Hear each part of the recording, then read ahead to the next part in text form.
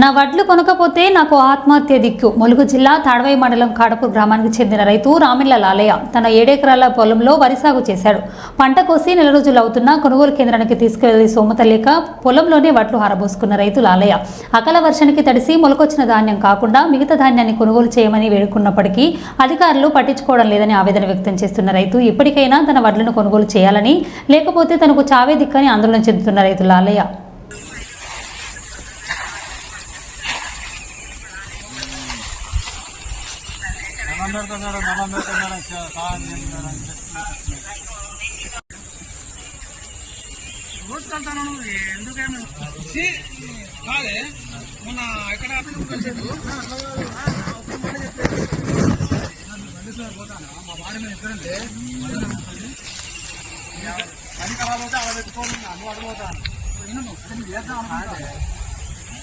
మా రైతు పరిస్థితి ప్లాన్ చేసుకోరాడు చెందించి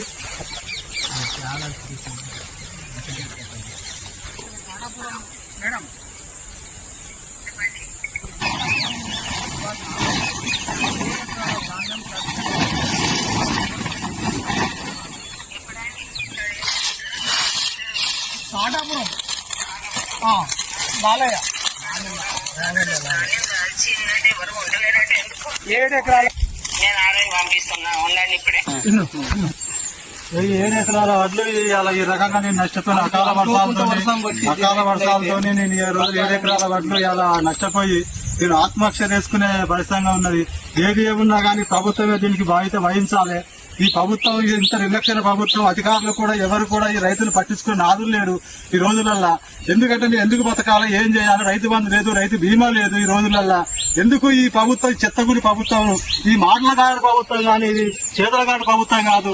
ఇది ఎందుకంటే ఇది రైతులు రక్తం తాగి రైతు దగ్గర రాజ్యం ఆట విద్యార్థులు ఎగర్చామట. ఈ రాజ్యం కూడా ఈ రోజులో రైతులతో పెట్టుకొని ఈ రోజు రాజ్యం కూడా ఇది బాగుపడే పొజిషన్ లేదని నేను ఈ రోజు మీడియా ద్వారా నేను చెప్తా ఉన్నా.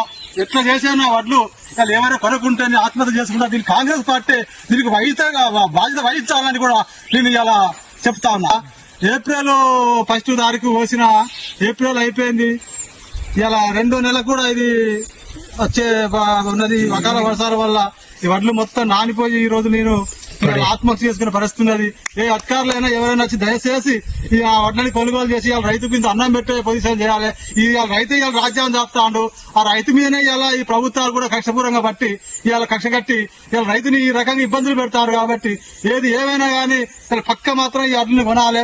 ఇలా ఏది చేసినా లేదా నేను ఆత్మహత్య చేసుకొని ఇవాళ ప్రభుత్వం మీద ఈ ప్రభుత్వం దీన్ని